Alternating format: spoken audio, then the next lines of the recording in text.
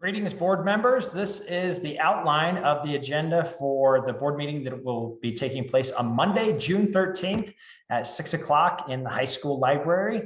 We invite anyone who wants to remote in on Zoom through this tiny URL. Some different items that we'll be talking about, obviously minutes, obligations, United Clubs. I made a separate video and a document for administration reports, and I encourage you to go through those. Again, if you have any questions about any of those items in the administrative reports, please let me know beforehand and we can talk to them by phone or in person or any other way. We have a few different people we recommend to hire. First of all is Jaylyn Myers as an English teacher. You'll notice in the administrative report that our English teacher that we had recommended for next year, Heather Todd, has stepped out of that position. And Jaylyn, who interviewed about 2 years ago, and then she had a family emergency after we offered her the position, and she had to step away from that. She sent us her resume about a month ago, and when we had this opening, we contacted her right away. And you can look at her resume here, and she comes very, very qualified, and we're excited to have her on. She's already accepted the position. She has a daughter and a husband who's a contractor. And we recommend that the board accept all her years of experience. And I think she has over 15 years of experience as an English teacher. She can teach college English classes and is, I think, going to be a perfect fit for our school district. Also, we have Steve Morris as a high school cross-country head coach, and also as the open gym coordinator. You can look at the summer calendar of all the different great activities and opportunities that we have for our students here. We also recommend John McClellan as a part-time shop teacher.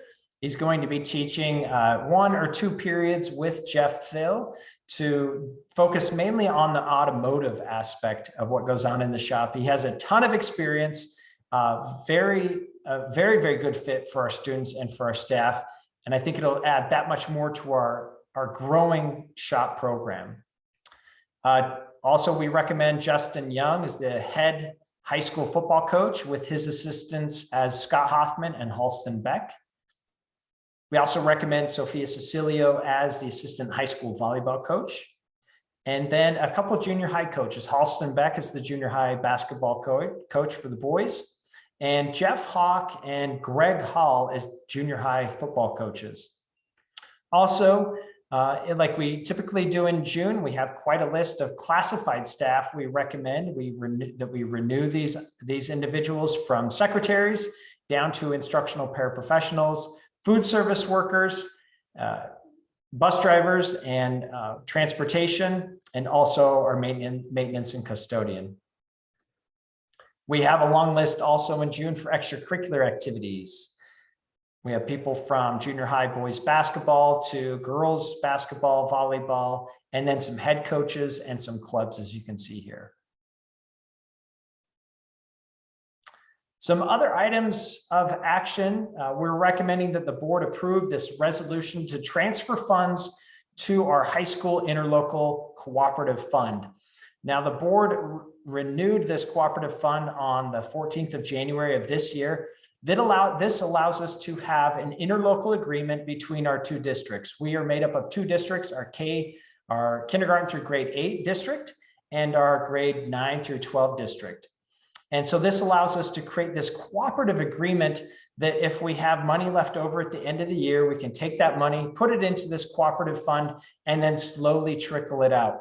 Other districts like Libby that are not made up of 2 different districts, they're not able to do this. And when the state did not allow this to happen, this interlocal agreement, districts would frantically spend their money through the end of June. This allows us to make a lot more sensible decisions and be able to utilize the funds a lot more effectively. And so typically we ask for about $300,000 that we can transfer over. That doesn't mean that's how much we're going to do. Just it gives the clerk and myself to the ability to transfer those over up to $300,000. And we typically do have a chunk of money at the end of the year because we're required by our financial policies to have a little bit of reserve always developed right into our budget. It's called the GASB, government accounting practices, basically is what it is. So that 3 to 5% that we have built in for a couple $1 million budget, we always have this much left over. We're able to get some different items. And then also we can carry it on and utilize it to get the year started off. And that's what has helped us be a lot more flexible with our finances and a lot more sensible, I think, with those finances too. And we've been doing this interlocal agreement now between the districts and having these extra funds to trickle out. We've had this for several years now. We also recommend that the board approve the county transportation resolution. Now, this hasn't changed, but for the new school board members, what we have to do every year is we have to go to a transportation committee meeting at the county, and that county transportation committee, they approve all the bus routes.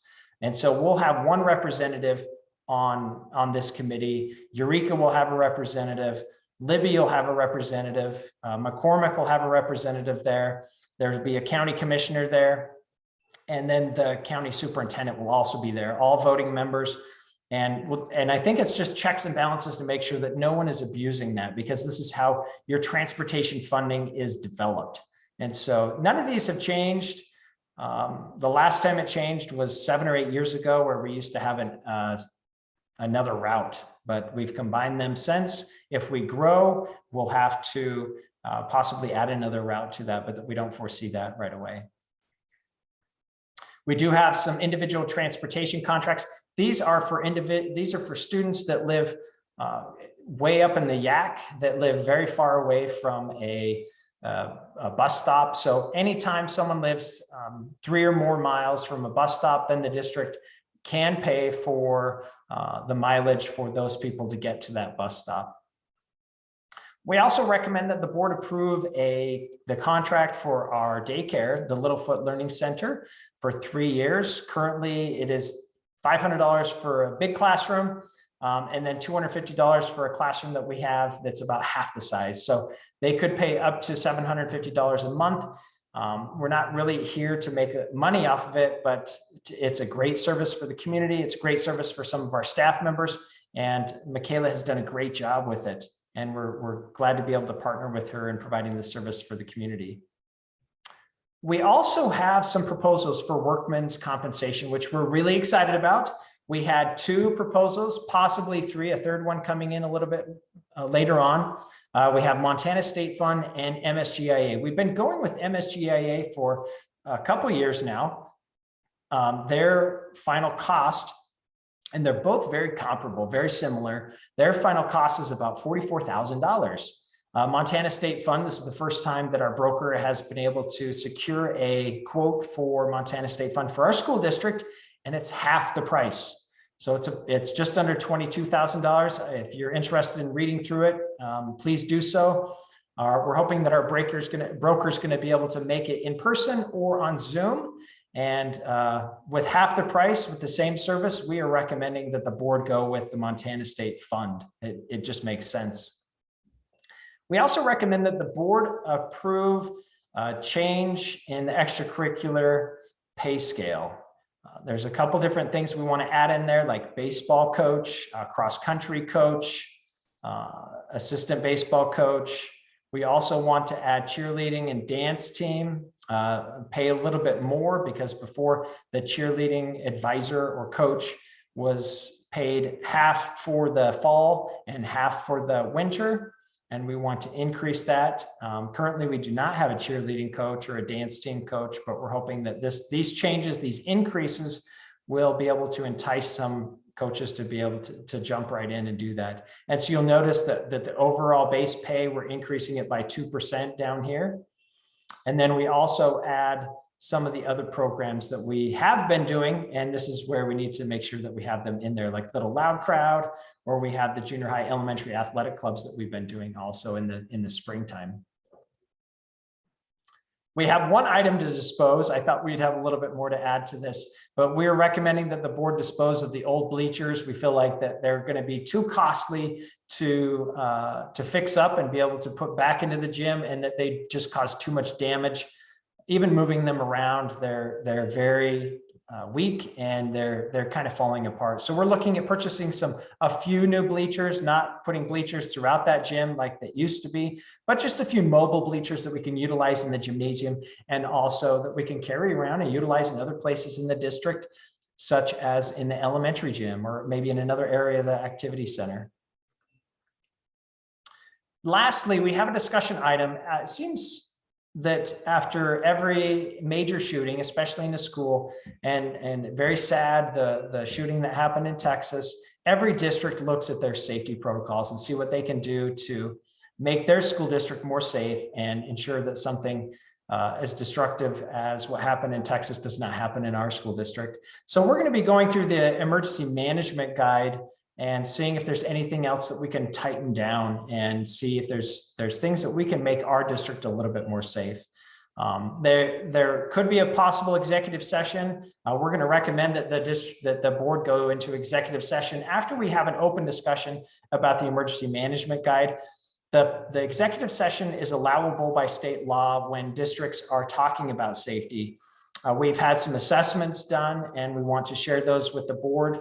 And we're going to be doing that in the executive session. And the main reasons why the law allows those things to happen in executive session is so that the weak areas that are in districts are not flaunted around. They're not communicated to people who might want to do harm.